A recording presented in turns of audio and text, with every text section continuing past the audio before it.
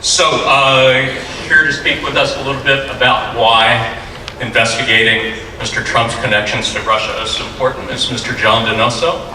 John Donoso has worked in conflict and post-conflict environments since 2006, most recently for a UN Economic Development Project in Beirut, where he lived for 3 years. Before that, he lived in Kabul for 2.5 years, working on local governance, community development, security sector reform projects for USAID and the State Department. He also worked on an institution building program in Kyrgyzstan, helped monitor elections in Lebanon, done research in various Central Asian and Middle Eastern countries, often for USAID.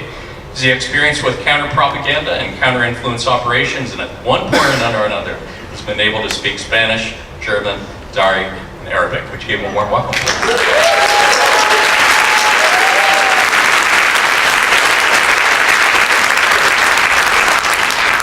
Hi folks, can you hear me okay? Is this all right? Yeah? I gotta line this up approximately. Oh, thank you very much, sir. Thank you. So how many of you folks have heard the phrase, oh well, this Trump-Russia stuff, there's a lot of smoke, but there's no fire? Y'all heard this? Fake news, it's bullshit, pardon me. So, smoke does not remove the National Security Advisor of the United States. We have long since passed smoke territory and are well into fire. Smoke does not force the recusal of the Attorney General of the United States. And let's be clear about what he is recused from. He is recused from the investigation into the collusion of a presidential candidate with a hostile foreign power in an attempt to sabotage our election. Let's be clear.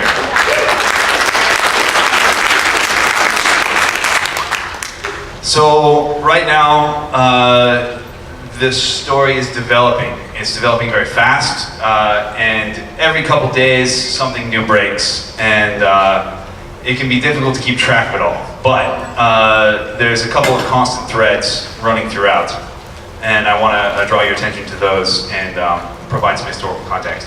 So who here knows when the first publicly documented contact between Donald Trump and the Soviet intelligence services was?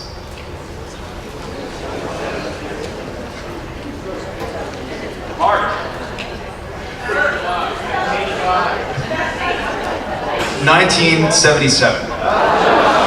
So the Czech intelligence service now released a bunch of archives from the Cold War in the last couple of months, and this was covered in The Guardian and elsewhere.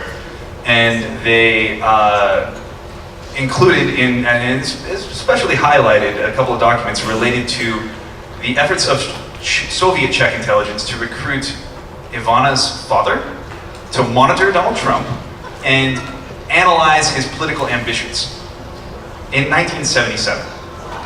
So if you Google Trump Czech intelligence, you'll get it. It's in The Guardian. We can talk about this more later. Who here knows when the first time it was that Trump went to Russia?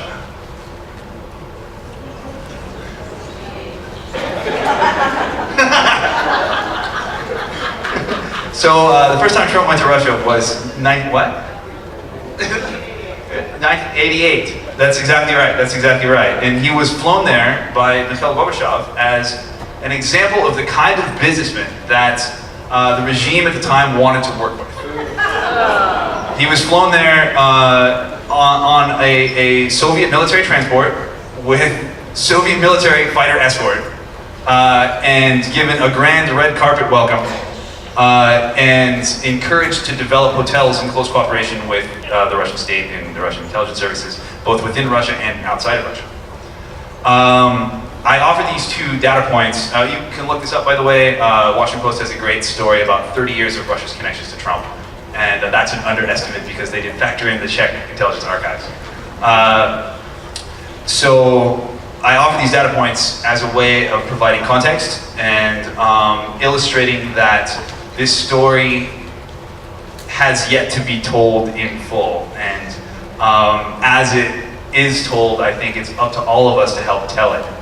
to help loop other people in around us and make them aware that this is not just Democrats being partisan. You know, when we have people like Lindsey Graham on our side, when we have people like John McCain on our side, Evan McMullen, weirdly enough, Justin Amash. I mean, these people are not Democrats, let's be clear. But what they are, in certain very specific, very important senses, is patriots.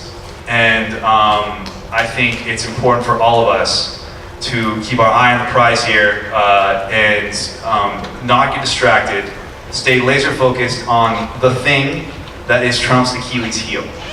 Because as we oppose his agenda across all kinds of issues, and Lord knows there's enough of those, there's one that can and I think will take him down. And that is the fact that he has violated the Foreign Agents Registration Act, the Espionage Act, the Hatch Act, the RICO Act, the Emoluments Clause, and maybe treason. We'll see.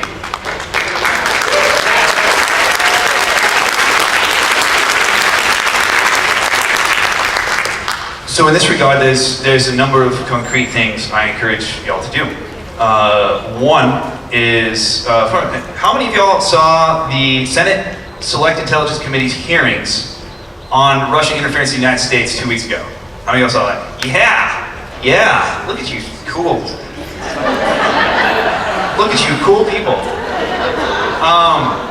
So this was unprecedented. We have never had basically a hearing like this into how a hostile foreign adversary interferes with our elections in these kinds of ways. Like, hacking databases is one thing, hacking politicians is another, spreading propaganda and fake news online is another. I encourage everyone to go back and look at that testimony if you haven't yet. Another thing, by way of historical context, is a pair of books, which are histories of the KGB. And they provide a glimpse of what the Cold War actually was in a way that nothing else was, nothing else can provide. And it's called, the first one is called The Sword and the Shield, and that's a history of the KGB's operations in the United States and Europe. And the second one is called The World Was Going Our Way, and that's a history of the KGB's operations in the Third World. And how are we doing? Okay, all right. I want to say that this is not unique.